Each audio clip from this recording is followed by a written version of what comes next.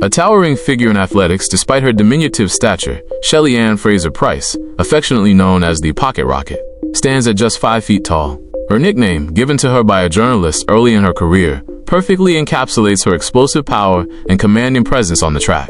Born in Kingston, Jamaica, she grew up in the impoverished community of Waterhouse, a place she has always championed and never forgotten. This upbringing instilled in her a sense of profound gratitude and a fierce determination that has defined her career, and her resilience is a direct reflection of the challenges she overcame to get to where she is today. Throughout her long and decorated career, Fraser-Pryce has crafted a legacy built on a series of historic moments. Her first major breakthrough came at the 2008 Beijing Olympics, where she shocked the world by becoming the first woman from the Caribbean to win Olympic gold in the 100 meters, an achievement that instantly made her a national hero. They have 6 golds, 3 silvers and 3 bronze in the history of the World Championships. But Jamaica's winner was Veronica Campbell-Brown 2 years ago. Last US winner was Lauren Williams 4 years ago, and they both line up again. There's a head-to-head clash here. Stewart and Fraser, certainly 2 of the favourites. They're the 2 fastest in the world this year at 10.75 and 79. They go in lanes 3 Fraser and 4 Stewart, but outside them is the 3rd fastest in the world this year, Carmelita Jeter of the USA. Women's 100 meters final. As they settle into their blocks, it's Bailey, Ferguson McKenzie, Fraser, Stewart, Jeter, Campbell-Brown, Sturrop and Williams.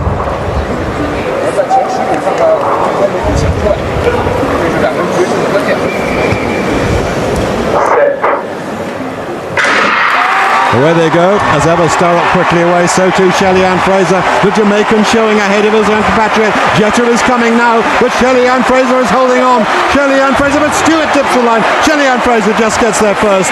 Stewart is in 2nd place, and Jeter behind her, and the winning time, 10.74, fastest time in the world this year, a new personal best. The Olympic champion rose to the occasion when it mattered then. She's done so again. Karen Stewart, though, closed very closely on her. Wasn't much in the end of it, but what another triumph for Jamaica.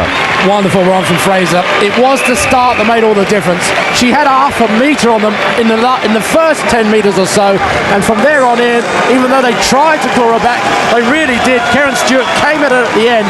That margin of error was about 3 or 4 centimetres, and that's all it took to win the gold medal. A superb performance from Shelly-Ann Fraser, the Olympic champion and now the world champion. And you can see how much it means to her. The Jamaicans have totally brought this world championship to life. What a superb double for this young woman. Karen Stewart was the fastest in the world coming into this race. Look at that, 10.73. And Stewart almost caught Fraser, but as Steve said, a brilliant start from the Olympic champion saw her home, and Carmelita Jeter came away with the bronze as she did 2 years ago. It was not to be a Jamaican 1-2-3. The American had shown great form coming into this final, but once again we see the black, yellow, green and gold of Jamaica. Superb race. Jeter can be proud of her performance, but once again Jamaican dominance. What a way to round off this night of athletics here in Berlin. Indeed, 10.73, and that makes her the joint 3rd fastest of all time at 100 metres, behind just Florence Griffith-Joyner and Marion Jones, and joint 3rd fastest with Christine Ottey ahead of Christine Aron ahead of Merlin Ottey, and Karen Stewart equaling her best for joint 6th. Let's look again, and as Steve pointed out, the crucial advantage that she gained over Karen Stewart, it was almost a metre. Look how fast Stewart finishes, but Fraser has enough to hold on. Jeter keeping going quite easily for 3rd place ahead of Campbell-Brown and Williams. Ooh, look at that at the end. It was only a matter of centimetres. Karen Stewart really did come hard. Fraser almost, I thought, eased up, but I think she just ran out of steam with about 20 metres to go in her legs. She knew that she got it at the end, even though it was close. Watch again, a great start, superb start. Leg speed, cadence, absolutely great. But here, watch, she starts running out of speed a little bit. She knows it. Her head goes back a little bit. Stewart comes at her, but not enough. That margin of error, as I said before, just 3 centimetres or so at the end. And it's 0.2 officially, 10.73 to 10.75. How much joy is this for you? I mean, it's a lot because considering the year I had and just to come back and actually PR is really a good thing. I think early in the season I had an appendix surgery and then I had a hamstring strain, so it was really hectic. But I decided, hey what, I'm a champion for a reason, so I'm going to get back out there and just continue. And I think I'm really excited. Before the race, you seemed very relaxed, a la Usain Bolt. Yes, I mean, my coach was telling me that you better make sure you go out there and smile. And I'm like, all right, and so I just went out and smiled. And you won the race blasting out of the starting blocks. Can I tell you? It was a magnificent start. I loved it, trust me. It was my best start since. Congratulations. Thank you. That might be the best interview ever. A decade later, at the 2019 World Championships in Doha, she delivered an even more emotional triumph, returning to the global stage just 2 years after giving birth to her son, Zion, to win her 4th world title in the 100 meters. This victory served as a powerful testament to her unwavering spirit and a source of inspiration for mothers everywhere. It's a clean start. There's a roar from the crowd. Shelly-Ann Fraser-Pryce gets a good start. Dina Asher-Smith going well. Fraser-Pryce is going to get there. What a performance. Fraser-Pryce, and it's silver for Dina Asher-Smith. Another gold. Her legacy as one of the all-time greats is surely complete. It's important that I show up for my son and show up as, as I am, because I think it's very important that he sees that, I'm competitive. I love to compete, and he sees that. He was excited.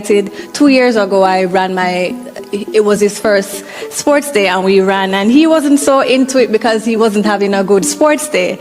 And now he has won two races at sports day, and he was excited. He's like, Mommy, you have to run.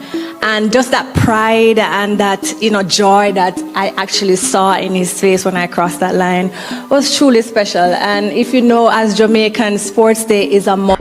Finally, as she approached the conclusion of her career, her last World Championships in Tokyo in 2025 marked a poignant full-circle moment. Having started as a relay reserve at her first major competition, she concluded her career on the same stage, passing the baton to the next generation of Jamaican sprinters and cementing her role as a guiding light for the future of the sport. And they're away, no problem here in the women's 4x100 metres. The big teams, Britain in 4, the States in 5, Jamaica in 6. First changeover, here we go. How are these conditions affecting the athletes? Safe, I think, from all the teams. What discipline from these women. The rain driving in their face, that will be obscuring their vision. Here we go for the second changeover. It's good for the Americans, it's good for the Jamaicans. The Spanish are going well as well. Germany, the bronze medalists from the Olympics, moving well in lane 8. Final changeover, safe for the Americans. Sha'Carri Richardson goes, Jamaica are good. Damon Lisa chasing for Britain. Gina Luckenheffer for Germany, trying to get them on the podium. Sha'Carri Richardson under pressure here. It is going to be a gold for the United States. Sha'Carri Richardson, in what has been a tumultuous year for her on and off the track. She was great here, competing in that 100, making the final, and it's great to see her pick up a medal. But look how much ground Luckenheffer, second from the left, makes up. Richardson is away. And now, Luckenheffer, she was even closing on the Jamaican. That was an incredible last leg from the German. No wonder they're over the moon with the bronze. A little release of steam there for Sha'Carri Richardson. She was the star of the show in Budapest. She wasn't expected to be here, but she produced the season's best, and she's played a part in a race where Shelly-Ann Fraser-Pryce says goodbye with a silver. We are very satisfied. Ultimately, we didn't put any medal out there. We had to come out here and we had to get the stick around, and we're blessed to be able to do that healthy. We got a silver medal, and we're really grateful for that. The ladies, we came together and really gave up our best to have this moment. And this is not just for me, it's for the team. It was a team effort and a brilliant run, so we are grateful for all we have accomplished tonight. So Neil, you were running the anchor leg, the last leg. How much of responsibility did you feel to bring the baton on the medal position? As long as I got the baton, I know know it was fair game, and so the goal was just to get to the finish line, hopefully first. We didn't get that today, but we are healthy and we are very pleased. Well, it means a lot to me knowing that this was my only event that I was competing in. So I come out here to put my best foot forward, and we did that and earned a silver medal, so we're really grateful. How was it to run in the last competition with Shelly-Ann Fraser-Pryce and to bring this medal into the finish line? It's an honor, and it's always an honor to compete with her and to know that it's her last lap and she leave with a medal with us. It's grateful. We are grateful. A true national treasure, Shelly-Ann Fraser-Pryce's legacy in Jamaica extends far beyond the medals and records she has earned on the track. Rising from the humble community of Waterhouse, she has become a powerful symbol of hope and resilience for her people, proving that greatness can emerge from any circumstance. Driven by a desire to give back, she established the Pocket Rocket Foundation in 2013, a nonprofit organization dedicated to providing academic scholarships and support to deserving student athletes. Her philanthropic work is a direct reflection of her own journey, as she seeks to create opportunities for young Jamaicans facing similar challenges. As a UNICEF National Goodwill Ambassador for Jamaica since 2010, she has also been a tireless advocate for children's rights, using her global platform to champion education and child protection initiatives. For Jamaicans, she is more than a world-class sprinter. She is a compassionate leader and a constant reminder that success should be used not just for personal gain, but to uplift and inspire an entire nation.